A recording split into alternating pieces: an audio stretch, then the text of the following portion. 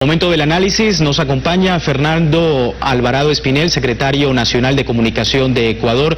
Fernando, muchísimas gracias por este tiempo con la audiencia latinoamericana. Para empezar, ¿puede la Sociedad Interamericana de Prensa, con sus conocidas actuaciones y omisiones ante golpes de Estado e intentos de desestabilización de gobiernos en la región latinoamericana, hablar de libertad de expresión o de derecho a la información? ¿Usted qué opina?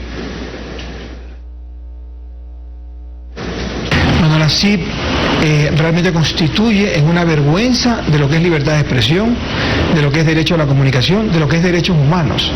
La CIP, ¿quiénes son? Son un grupo de empresarios que de manera ilegítima intentan tomar la representación de los países a los que ellos son miembros como representantes de la CIP.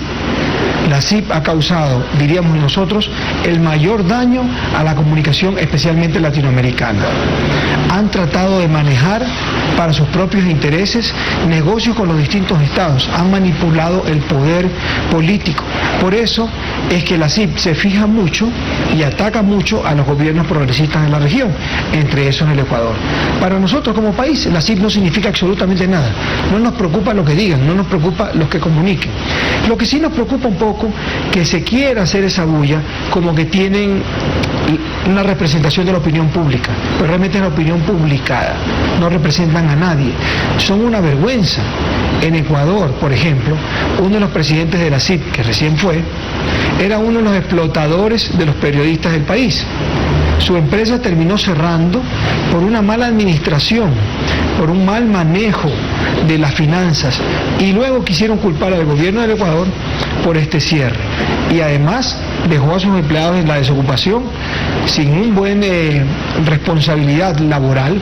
Tuvo que el gobierno intervenir para que se les pague a los empleados. Todavía hay empleados que no están pagando. Ese tipo de personas representan a la CIP. Como usted decía antes, son personas que han trabajado para gobiernos dictatoriales, gobiernos tiranos, que sí han hecho muchísimo daño a la historia latinoamericana. Son una vergüenza y deberían desaparecer o nadie tomarlos en cuenta. ¿Es la CIP una organización representativa del periodismo o de los dueños de los medios a merced de intereses mercantiles? No sé si de los gobiernos o del gobierno de Estados Unidos, pero sí es muy claro que ellos han sido financiados, movidos y promovidos con distintas ONGs con brazos económicos, financieros muy fuertes como la NET.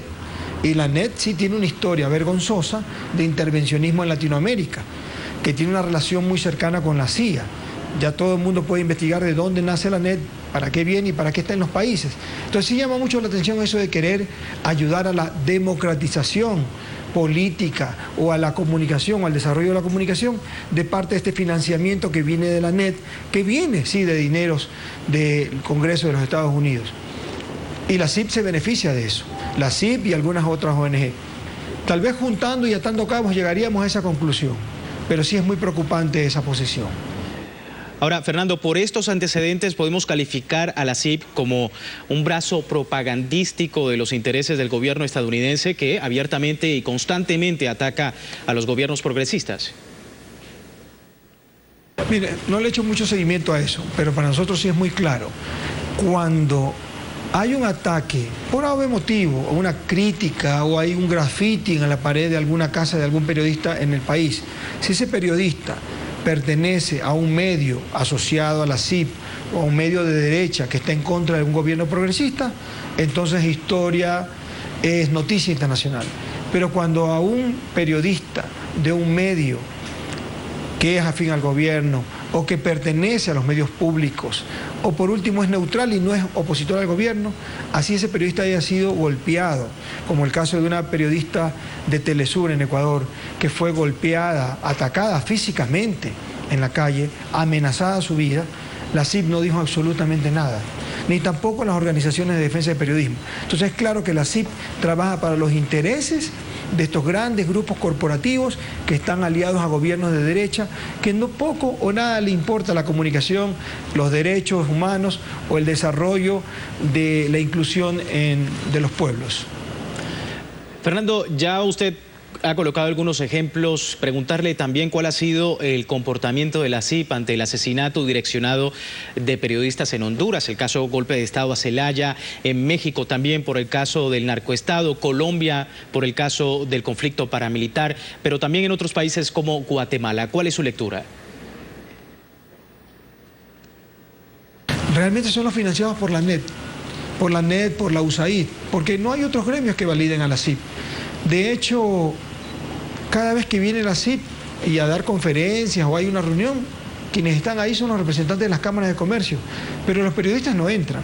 Cuando el gobierno del Ecuador hace la CUPRE y hace una conferencia internacional sobre comunicación, tenemos 5.000 estudiantes de comunicación, tenemos periodistas de todas las regiones del país, pero cuando viene la CIP solamente va al claustro con los representantes de las diferentes cámaras de comercio del país, obviamente opositores al gobierno. Bueno, Fernando, muchísimas gracias por su tiempo en Telesur. Fernando Alvarado Espinel, secretario nacional de Comunicación de Ecuador, a propósito de este comunicado lanzado por la CIP, en donde pues se ha denunciado a Venezuela y a los gobiernos progresistas como Ecuador por, digamos, violaciones a los derechos humanos y a la libertad de expresión. Nosotros así finalizamos.